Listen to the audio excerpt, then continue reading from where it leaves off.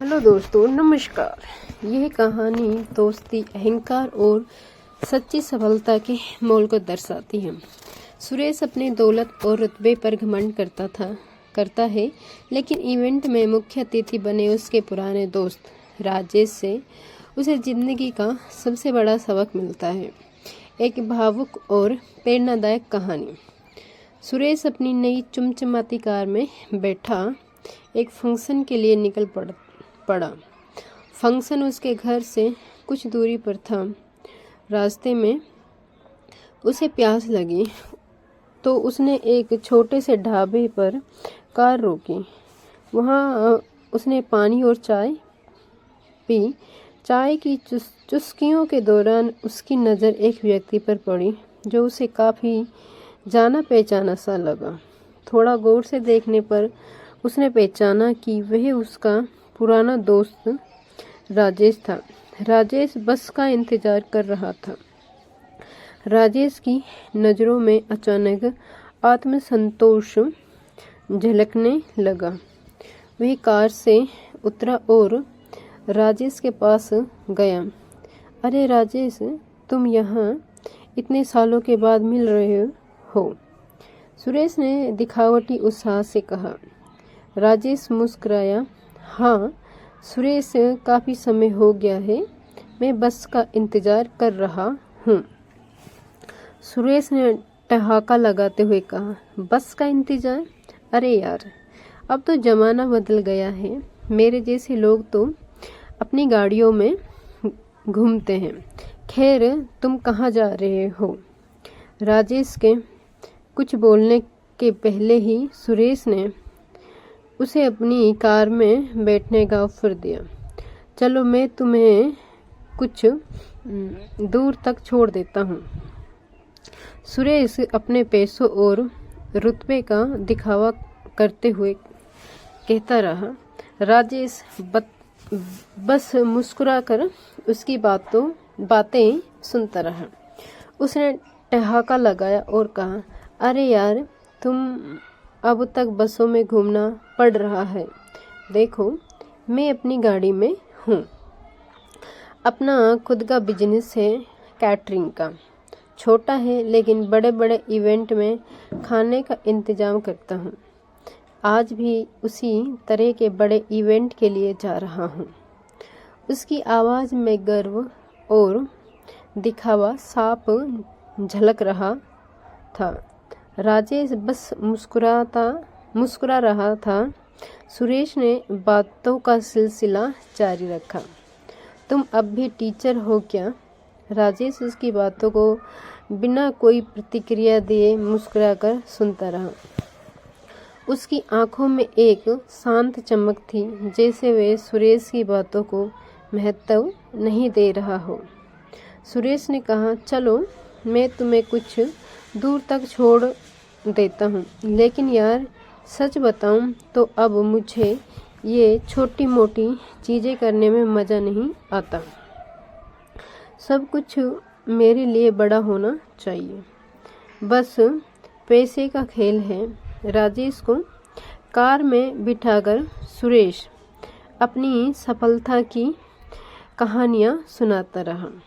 जब इवेंट स्थल के पास पहुंचा तो उसने कार रोक दी और कहा, मैं यहीं तक छोड़ सकता हूँ, आगे ऑटो से जाना होगा। अगर पैसे की ज़रूरत हो तो बता देना, मैं दे दूँगा।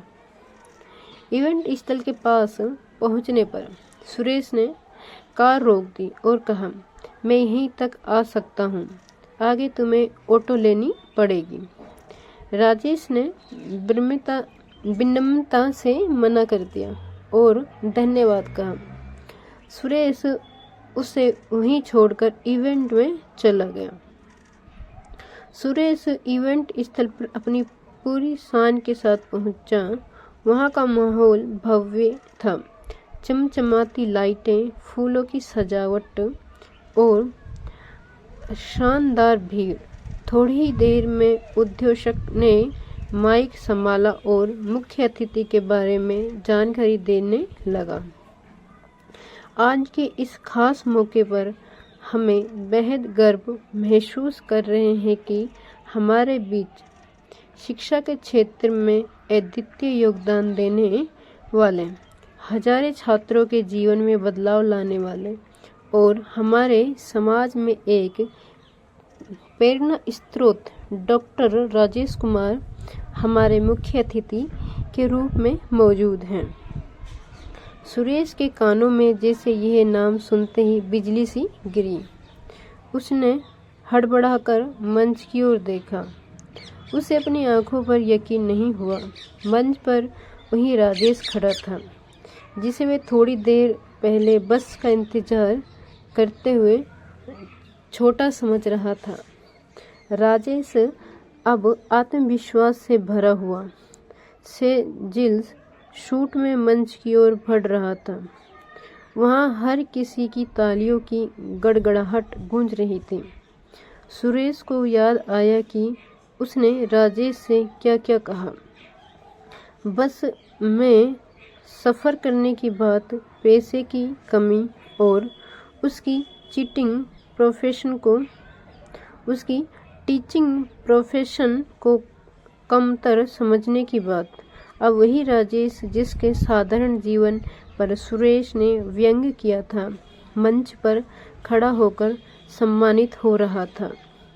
उद्घोषक ने आगे कहा, डॉक्टर राजेश कुमार ने शिक्षा को एक मिशन बनाया। उन्होंने उन बच्चों तक शिक्षा पहुंचाई जो संसाधनों की कमी के कारण पढ़ाई से वंचित रह जाते थे। उसकी सेवा और समर्पण ने उन्हें न केवल एक सफल शिक्षक बल्कि समाज का आदर्श बना दिया। आइए उनका सम्मान करें।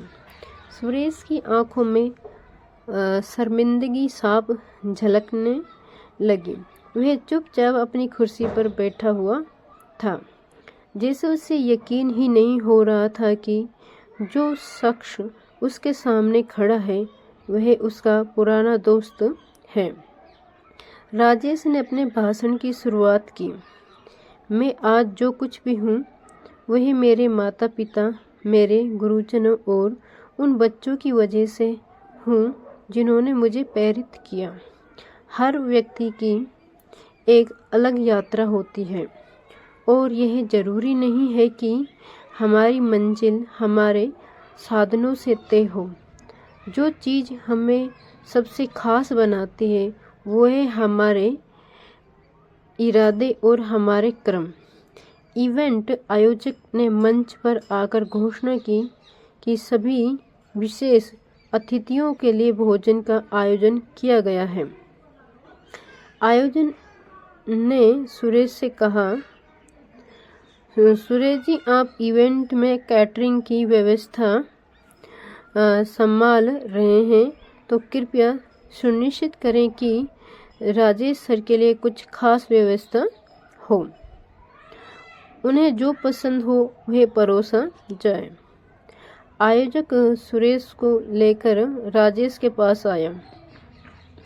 आयोजक ने राजेश से कहा, सर, आपके लिए विशेष भोजन और बैठने की व्यवस्था की है।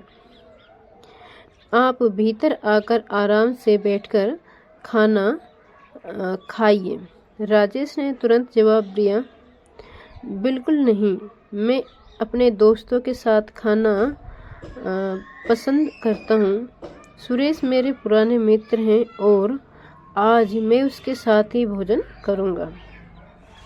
बड़े दिनों बाद ये हमको मिले हैं। सुरेश की आंखों में शर्मिंदगी आ गई। उसने झिझकते हुए कहा, राजेश, मुझे माफ़ कर दो, मैं तुम्हें समझने में बहुत बड़ी भूल की। मुझे अपनी बातों और बर्ताव पर शर्म आ रही है। राजेश का यह कहना सुरेश के लिए बड़ा सबक था। वह हैरान था कि जिस व्यक्ति को उसने कुछ देर पहले